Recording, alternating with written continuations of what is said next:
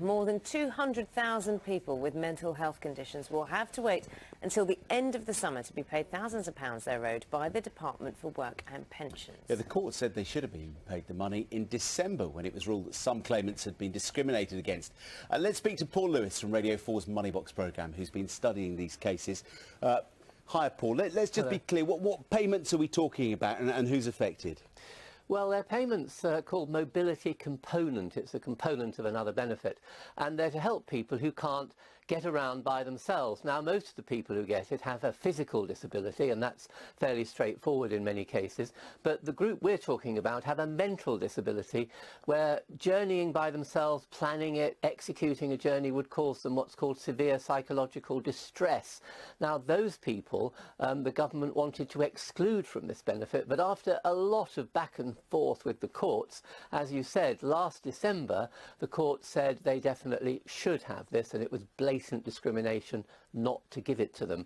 And the benefit itself is £22 or nearly £60 a week, and that helps people with the cost of transport, whether it's taxis or in some cases buying a car. So it's now June. If people thought they were getting it back in December and it could be more months away, I mean, that's a lot of money for people to be waiting for. Well, it is indeed, and by the time it's finally paid, and this is going to be, it's not even going to begin to be paid to anyone till the end of the summer. That's the date we've been given. When we asked the department what that meant, they said, well, use the phrase late summer.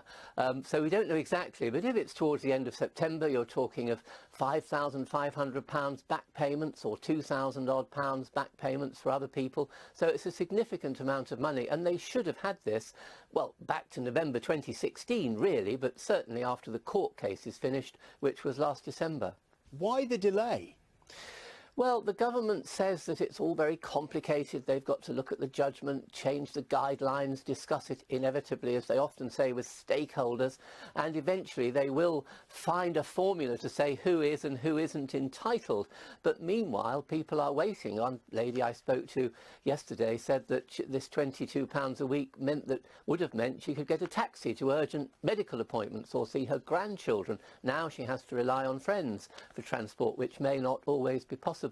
So it's important amounts of money, and it's been delayed really an unconscionably long time. And what does the DWP say about why the delays are happening and how they're trying to put it right? Well, they say that supporting people with mental health conditions remains a top priority.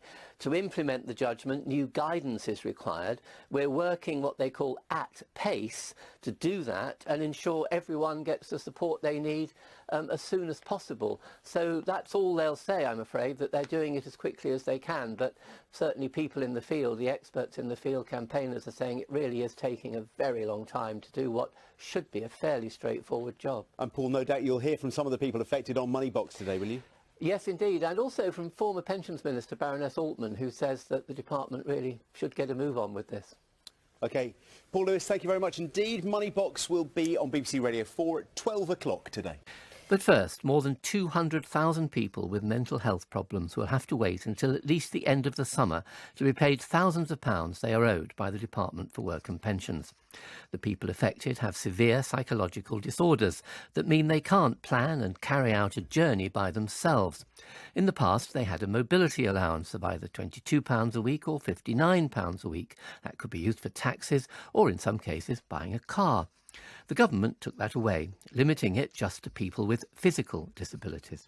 But in December, the High Court ruled that was blatantly discriminatory. In January, the government said it would accept the ruling and extend the benefit once more to people with severe mental disabilities. The payments will be backdated to 2016, paid in a one-off lump sum of thousands of pounds, and then the weekly allowance for the future.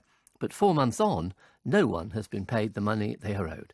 This week, the Secretary of State for Work and Pensions, Esther McVey, was asked when the 220,000 people affected would begin to get their money.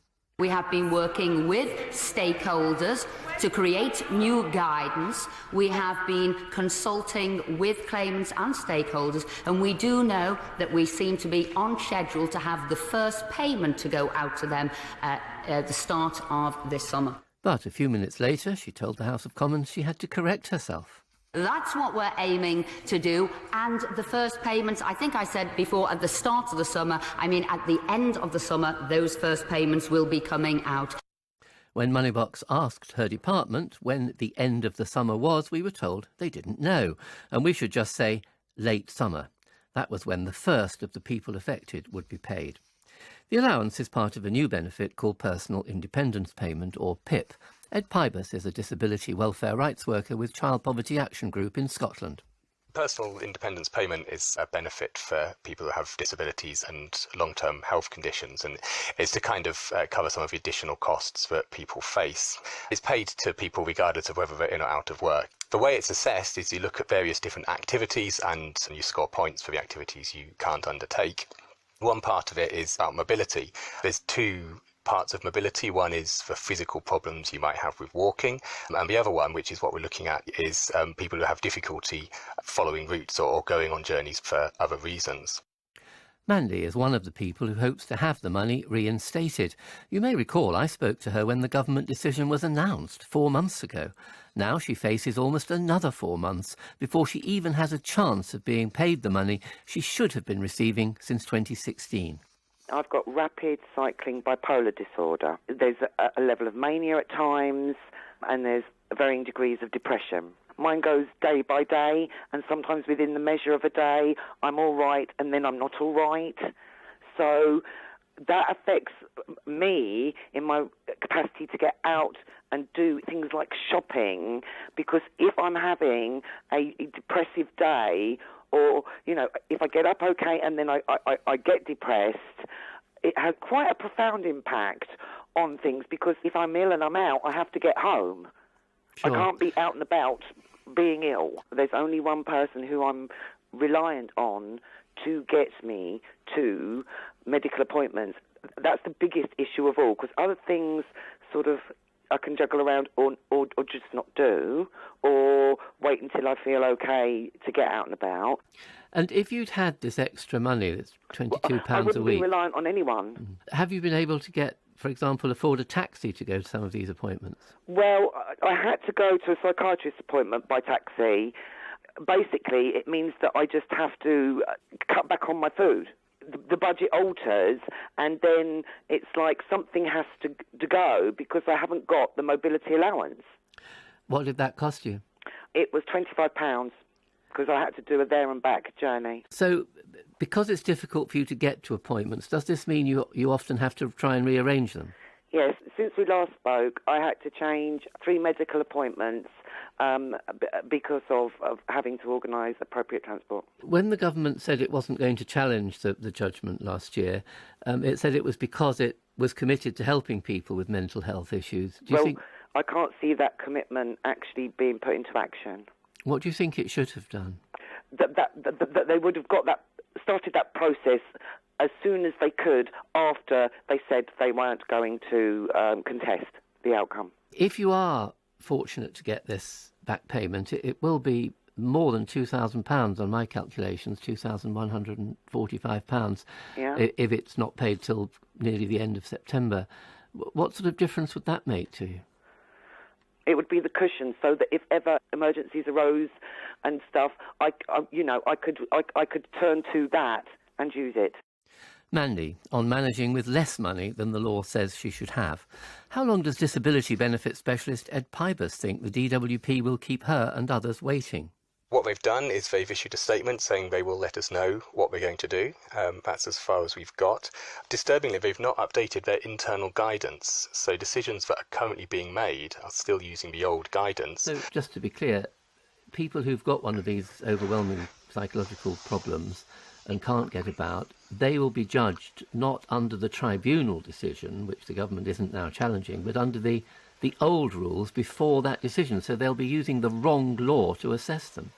Essentially, yes. So more than 4 months after they decided they wouldn't appeal, they haven't changed the guidance to reflect that decision. That's correct, yes. And does that mean they can't be reassessing these people who have wrongly been denied their benefit in the past? They haven't put a timetable out yet for when they're going to do these assessments, but until they update their guidance, certainly they can't carry out the reassessments because they will have no way of doing it correctly. In Parliament this week, the Secretary of State, Esther McVey, said that this would be done by the end of the summer. What's your understanding of what will be done by then? Will that be the start of the reassessments? The guidance will be updated and a process will be put in place to carry out these reassessments. So at the end of the summer, the first people may start to see new decisions coming out and then receiving the backdated money they should have received in the first place. And what's your assessment of how long that might take? Because I read that there are about 200,000 who will get reassessed, but there are 1.6 million files that have to be examined. That's not a quick job, is it? It's not, and the problem is that they don't know who needs to be reassessed, and so they have to reassess every case to find out whether or not they would have qualified. They also have to reassess all the people they absolutely refused any benefit for to see if they would now be entitled to some.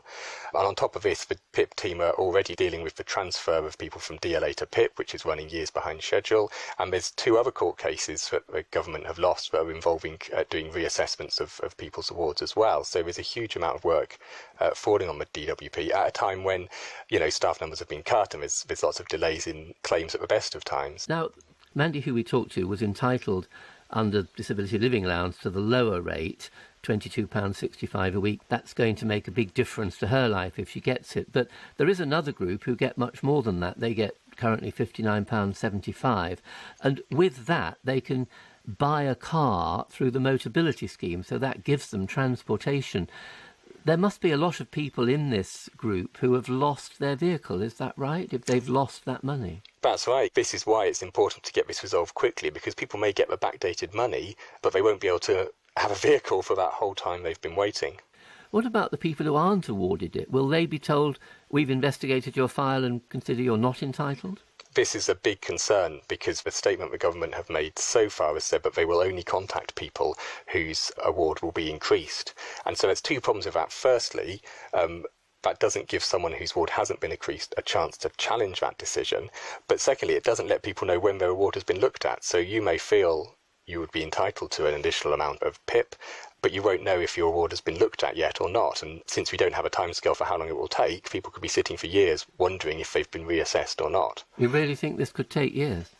It depends on the resources that the DWP will put into it. I imagine that we will have more information in the next statement at the end of the summer from the DWP, and I would urge them to make this a priority. Ed Pybus. Baroness Ros Altman was Pensions Minister from 2015 to 2016, and she knows how the Department for Work and Pensions operates. It certainly is sometimes very laborious and very frustrating if you want to get changes made quickly, especially when it involves spending money, but even if it doesn't. However, once a court has found against the department, I do think this is something that needs to be prioritised, and sometimes ministers maybe aren't on top of it enough and need to keep chasing to make sure that this is going to happen. You mentioned the cost, which has been put at the sort of the low billions over 5 years. There have been different estimates.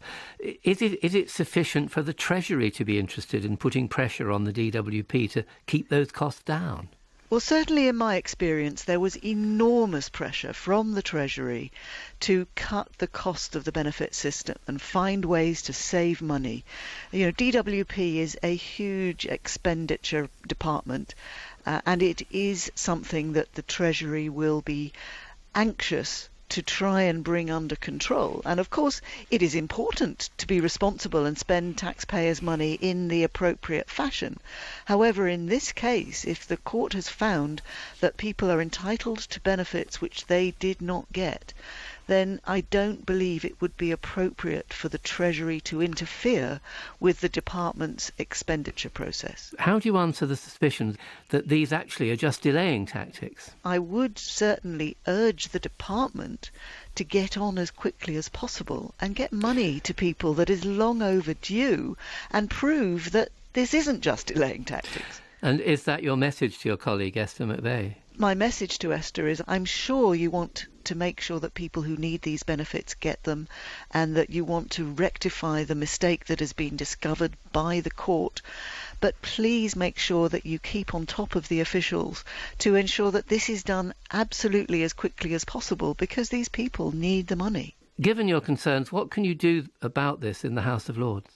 Well, one thing that I would be interested in doing is asking a parliamentary question to understand what the scale of the problem is and how quickly the government is intending to actually get the payments out to the people affected. Baroness Altman. Of course, we asked to speak to a current minister about these long delays, but the Department for Work and Pensions said no.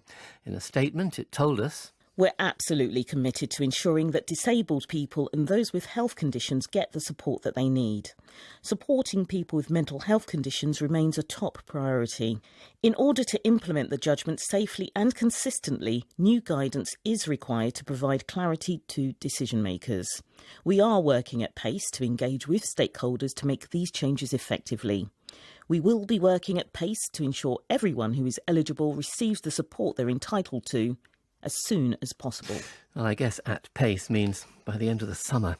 Let us know your experience of PIP mobility component, especially if you have a mental health condition. And I must say, Julie has just tweeted, "My son has been waiting over a year. He's now received a decision stating that while the DWP accepts he meets the criteria, they can't apply it without the guidance."